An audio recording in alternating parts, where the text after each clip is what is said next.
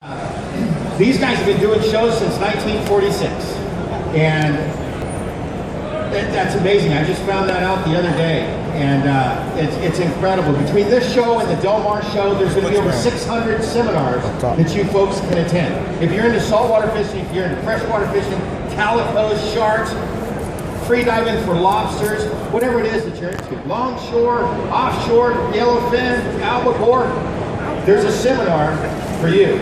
You just got to go through the pamphlet, go through the show program, and you will find a seminar for you, okay? Between here and Del Mar, 600 seminars in 9 days. So, this year we got the guy, one of the big bass gurus, Los Angeles, San Diego, Southern California, known for his big bass throughout the whole world, right?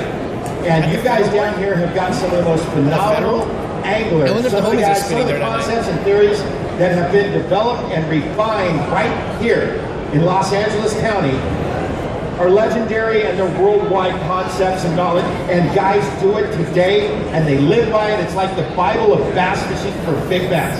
And here's one of the guys right here that wrote a lot of that spreadsheet today. We've got another guy in the back here, Bill Siementhal, that happened to show up today. He's done a lot of it also. Some of the, you got Bunk Perry from back in the day that, you know, deep offshore structure, the concepts and theories of bass fishing and all that kind of stuff. Well, what these guys have done, these guys, all the R&D, all the research and development that these guys done, the time on the water that these guys have put in, and they're here and they're sharing it with you. Okay? Take advantage of this, right? Butch Brown's going to be here. He was here last night. He's going to be here again. He's going to be here through Saturday. Look at your show program. If you don't get enough of it today, he's going to be back. Okay? I sat down and listened to Butch's program last night. It was fantastic. It was one of the first seminars that he's ever done. So as he does it, he's going to get better and better. It's going to be phenomenal. All right? So I'm going to quit jabbing. Mr. Butch Brown.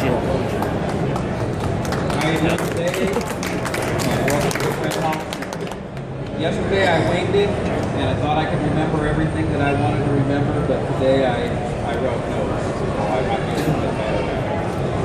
And today I'm going to get started with the depth bait. Same thing I did yesterday.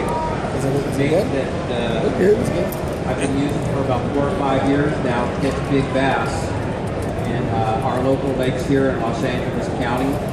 And it's in mass production now, so we're able to supply the anglers with this bait. It was really hard to come by, and the price got jacked up pretty high. This bait right here gets me bit in the middle of summer, in the hottest days. I had a problem catching 10-pound bass in the summertime. So my HUD just wasn't doing it. I logged like 200-some hours. I'd throw wing baits. I'd do everything. But this bait right here solved that problem. And I'm going to show you how it swims right here in the tank, and then I'll go through soft and hard baits. And probably get wet down here. But it's a glide bait. And pretty much a straight line, does its thing. It's sort of hard to do in the tank and let you see what it's like, because the farther you get it out, the more glide you can get out of it. You go slow, you go fast. I like to let it sink out in the wintertime. I use it all year long, actually. But I do use the Huddleston Deluxe a lot too in the winter months when it's really cold. They seem to be a little lethargic to be eating this bait when they want to eat the HUD. The HUD bait is something that I've used for a long time, and I like to work it really slow on the bottom, but I don't like to be in total contact with the bottom. I like to imagine that the bait is just swimming off the bottom, because I think when it's on the bottom, I've noticed that it digs up mud and it just doesn't look as natural as it should be. So I try to visualize the bait like a trout would be, like these guys, these bass here, just sort of buoyant, just off the bottom, just doing their thing. And that's the way I want to present that bait. And I get really big bass on it, and they bite hard.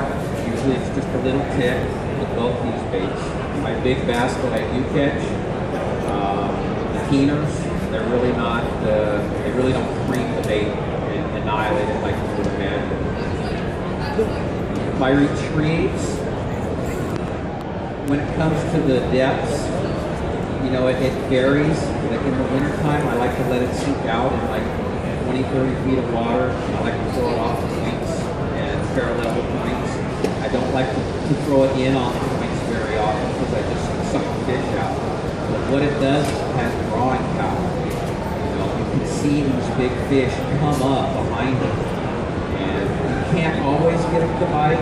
There's certain body language that they give you to give you a little bit of a tip on what you need to do to get them to react to the bait. When the fish seem to be farther behind the bait and down, you need to do some action on the outside because usually they just sink out into the boat and they're gone. So that gives me my clue that I need to make long casts and then, you know, do the pause, let it sink, or just get it to glide out. You know, they're in a funky mood. When they're hot on it and they're right on the bottom of it, and they think that fish, that trout, does not see them. What I like to do is stall the bait or make it turn around and let them think that they're detected and do something a little erratic, and that creates the bite right there. When I get the bait in, sometimes you get these followers, and people call it a figure eight, where they put the rod down and they go like this. And it doesn't happen all the time, but you can't get fish that way. I have never landed one that way. What I generally do is I bring the bait back out of the water and I just slam it right back down in the water and just let it sit. And I get them to come up and eat it. That's happened to me 4 times. And like I said, I've never been bit on the figure eight, but they looked interesting.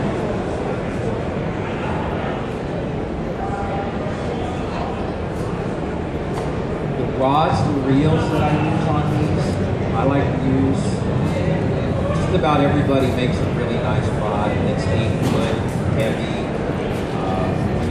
big baits. I pretty much just throw big baits. You know, when I get into the summer months, if I want to just catch fish, just have a day out and I throw maybe the 6-inch stuff and play along with that. What clues me in on what I'm going to do for the day is the moon. Paid a lot of attention to the moon over the last 25 years of fishing, and when I see the moon out in the daytime, I'm going home, or I'm going to go ahead and fish smaller fish because I don't get my tuners when I see them. The moon comes up at 9 o'clock and I'm fishing in the morning, I go home. If I'm on the water and it's up and it starts to set down like 2 in the afternoon, I know my chances after that are going to be better for my double digit bass. I kept track of it and pretty much documented it. It works for me, and it's something that you guys should try when you're out there. Pay attention when you get a bite going, and just look up when the bite stops and see if that moon is somewhere around you. But I fished so many years that sometimes I just eliminate that kind of stuff, and I'd rather be home with my wife with honeydews or something like that than sit out there and futz around with them. That's, you know, you should never forget your roots as far as fishing when it comes to jigs, spinnerbaits, crankbaits, and all that stuff if you're going to do this kind of thing, because it just makes a more rounded fishing for you, and it helps you understand a little bit more of this. The baits that I generally use are anywhere from 8 to 10 inches. I have fished the 12-inch baits. The problem with the 12-inch baits, and I bought this bait from somebody that's in here right now at one time, a bunch of them, and I still have it's all in the rigging. And when you have a bait like this, seems like you got to use bigger hooks, and big bass have big eyes and they see everything, and you need to be a little stealth about it. So on these baits, I don't use very often. And if I do use these baits, these bigger baits, I use them in the dead stick bait. It's the kind of thing where you just sort of want to throw it out and just let it float out, and maybe get next to mats and things like that, and be real quiet about everything. I prefer to fish on the anchor when I'm swim baiting. And at the particular lake that I like to fish, it's got a lot of flats. So I'm able to keep the anchor down, turn the sonar off, and just fish. And when I want to move down a little bit, I control the motor, because I use a little mushroom anchor, and I just drag it another half a cast. And then I do about 5 or 6 casts in the area, and I just keep working my way down. When it's windy, you really can't feel your line or your bait. You can't concentrate. It's hard. I think when you're fishing like the HUD and the depths, you need to be really attuned to what you're doing. You need to have that feel. Because it hits on the depths. Sometimes it just feels like the bait might have a hesitate. That's a strike. Usually they're going the same speed as the bait, and then they just come up and they pop it or something. It's not a crazy annihilation. When I do get those hard hits, it seems like when I'm using a bluegill bait. I have a couple of small bluegill baits, like a bluegill bait similar to this one. For some reason, they don't like bluegill and they're really precious. I really believe that carp color is probably one of the colors that can work all across the United States, because every lake has carp, and you never see baby carp. I've never caught baby carp. I've netted shad. I've been in the shallows. I've been all over, and I see hundreds of carp spawn every year, and they have hundreds of thousands of eggs, but I never see them thrive, and I never see the little bitty carp that would, look similar to something like this. I think one reason they do like to eat carp is because they're pretty much shaped like something that you would just suck down. Not like a bluegill with the spines and stuff. It's sort of like a trout, sort of like a noodle. This is one of their main preys, and I hope they start making more baits in this color in rubber spoon baits. These are just some homemade baits that I have for myself. Because no one has met my needs yet. Not that one. Yeah, sorry. I put part of it on here. How's that? And here's the carp. How's that? It's a homemade bait. It has a Penny Huddleston tail on it. He knows I make it, but it's something that he really don't want to film, and it's his creation, and I respect that. And so they can never be sold, and they can never really be filmed. It can only be something that I use as a tool because it fits my needs. I can see what I need, and eventually, hopefully, they'll be made. One of the big things I do when I am fishing the HUDs is I'm a freak about the eyes. I believe that once the bait gets dingy like this and stuff, that the eyes should glisten just like a regular trout. So if you can see this eye right here, I don't know if you can see it on the camera, it's pretty dingy. But before I even start fishing with my HUDs, when I see this situation going on, just take a lighter, heat it up. There you go. You got a nice, shiny, brand new eye. Bait's beautiful. You need to maintain your tackle. I get baits for guys all the time, like in the way of the Depths 250, and they don't clean them. They don't do any maintenance on them, and you need to do that kind of stuff with these baits. And I know that a lot of you guys probably have Easy guys can do this. and this bait I just got Show me the tail. Minnesota a couple of days ago. It's got a Show me the tail, or I'll show you the shit. super clean. But if you ever need to clean one of these, you want to just take a little bit of WD, you know, and you'll see what it does. You know, this is a bait that I didn't clean. See all that dirt on there? Fish oil.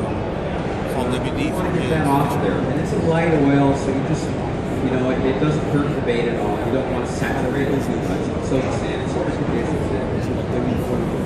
But one thing you don't want to do about this bait is you don't want to put like a Procure or a grease-based kind of smelly jelly, because what it does is it impregnates it here and hardens up the rubber.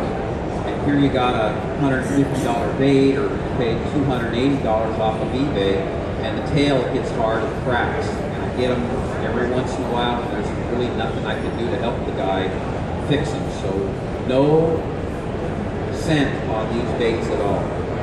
As far as a Huddlestone's concerned, I put garlic on mine. I like bang garlic, that's what I prefer. It's clear, it doesn't discolor the bait, it just works for me. When I rig my baits, I think rigging is very important. And I know there's somebody in here that thinks rigging is very important too. And my style on swim baits like this and like my smaller 6-inch baits, I like to crimp. And I like to keep it really stealth looking. You know, I think that when you have a beautiful bait like that, you need to make it look as natural as you can. Why take something like this and put a bunch of hooks on it when you're trying to pull the biggest bass in your life? They know. They're not dumb. They didn't get that big by eating just anything. They see baits every day. So I truly believe that rigging it this way is better and will land. When I fish the single hooks on the back, I have a problem with throwing the bait. And I have a video where I lose 5 in a row, and they're all 10-pound fish.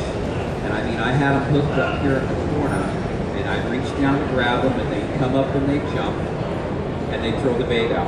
And then I stopped, and I redid the bait like this, and I was able to land 2 more like that.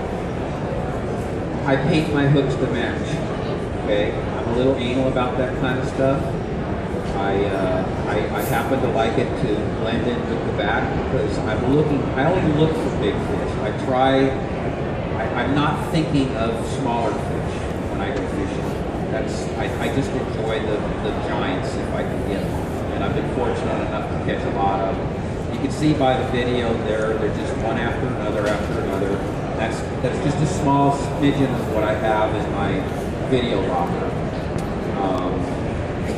The reason I like to use the wire crimp is because I tried the power crimp, and what happened was I hooked a real big one, and it was around 15 pounds. Well, when he jumped, he got the power pro behind this bar, and I literally watched it cut it and with my nose. As far as when I get on the water, I always have a rod in the front of my boat with a HUD or whatever, it could be a depth. And I have it sitting down on the side. I always have it away from everything. And in our California lakes, we get what we call chasers, okay? And that's when you see a trout getting chased and scooting across. Well, a lot of times you might be out, and by the time you do reel in to make that cast on that fish, he's either way far away or he's already done and he's gone. So what I do, I have a 2-pull stamp, I throw that rod down right away, I grab this other rod immediately, I mean just like clockwork, boom, boom, boom, and I throw it right out in front of that chaser, and usually 50-50 I'll get that fish to go. They're usually not teeners, but they're a good 10, 11-pound fish, 8-pound fish. It's a good fish, and they're fired up, so they're gonna fight pretty good.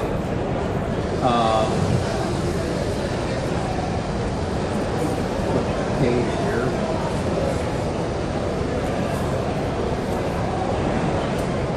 As far as what I prefer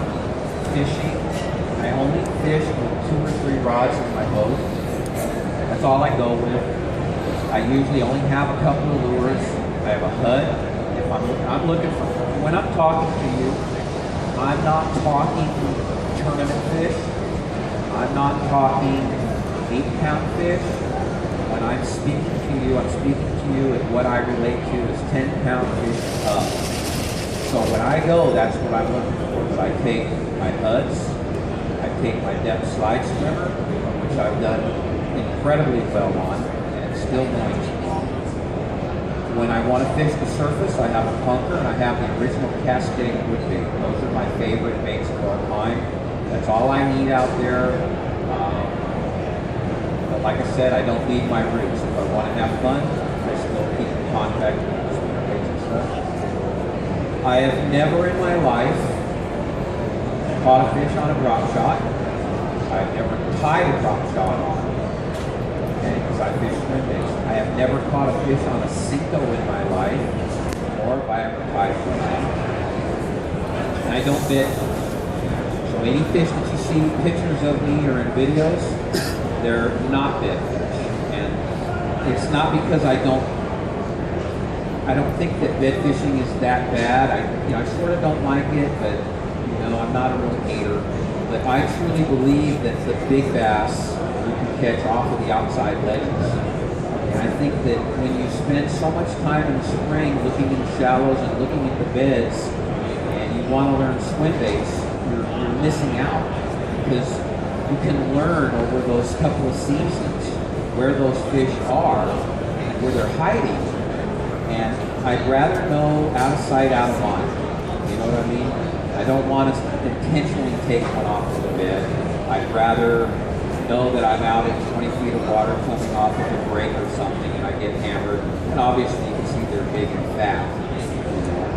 In the springtime, you can sort of tell when they're getting ready to stage off these ledges, because at my lake you'll see a big arc, usually you'll see a little arc with it. That tells you that there's some big ones around.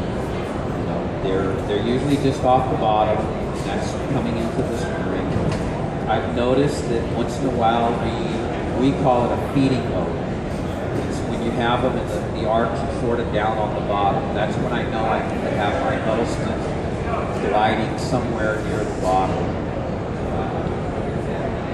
One way you can tell if you're getting followers when you're working these, like the depths 250 and stuff, is when you throw it out and say you have sort of murky water.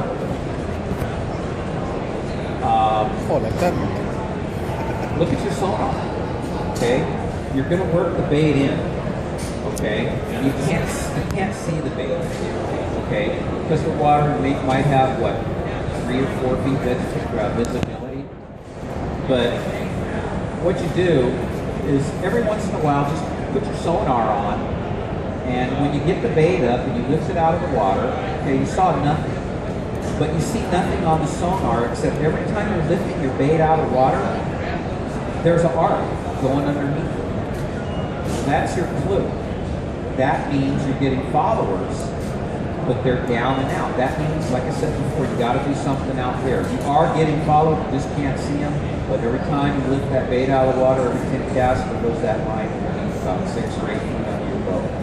And usually after I start seeing that kind of stuff, I turn the sonar off. I don't like noise whatsoever when I'm out there. I like to be quiet. I fish out of a very small boat, and I truly believe that if you want to catch really big bass and you want to get in and out of docks and things like that, like what I see up in Clear Lake, I try to get a range for a 20-foot range right behind the docks, which is really difficult. And I was seeing 10, 12-pound fish following my bait. I like to fish out of a small boat, a little more. My boat gets big. I've had it since I was 16 years old. I bought it on a corner in the Cedar, California. It's a 1966 hull, and it looks like a log from underneath. I've had fish literally, come right out from underneath the boat and eat baits. They could be sitting in the shadows, who knows? But it seems like they're not afraid of my boat. They like to hang around. It's just very lucky boat for me. I never parked for it. with it, and if I ever had to do it, I'd probably cut it in half and hang it on the wall and put a 5-inch printer on the side of it and make a piece of art. It's just really special. Dead sticking, I like. I have my own style of dead sticking. I like the baits to either be floating just straight up and down or on their side. I've seen dead stick baits when they're upside down, and I don't see that very often. You know, I sort of modify baits for dead sticking. Like this is a modified HUD right here. And what I did is I just took the tail off of it. It's inline.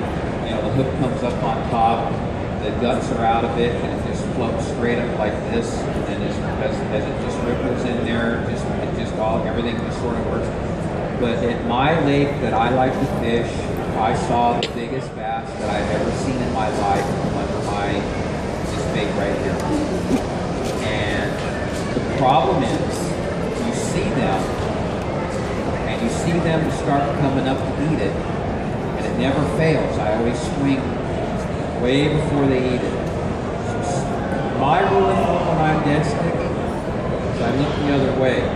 I don't look at the bait. I just wait until I hear it explode or I feel it. Because I get a little anxious when I see that big black shadow. You know, dead sticking is the kind of thing that you could have a current going, you know, from the wind. And you could either, you know, run your trolling motor and just feed it out over the top of that high spot, or you could just go ahead and let the wind take it on down. And once in a while, I like to make it pop a little bit, just to give it a little bit of action. You can't use fluorocarbon, you got to use mono. It seems to float. Fluorocarbon just sinks down and it doesn't work too good.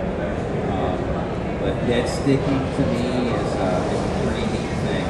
I've seen some days when I had absolutely nothing going on at the Cascade, Big Lake, and I throw the dead stick in up against those walls, and I could not believe how many 10, 12-pound fish came up that were very interested in that bait. You know, and I did get a few to hit it, but I was a little bit too excited and running around, but it does work. As far as these baits are,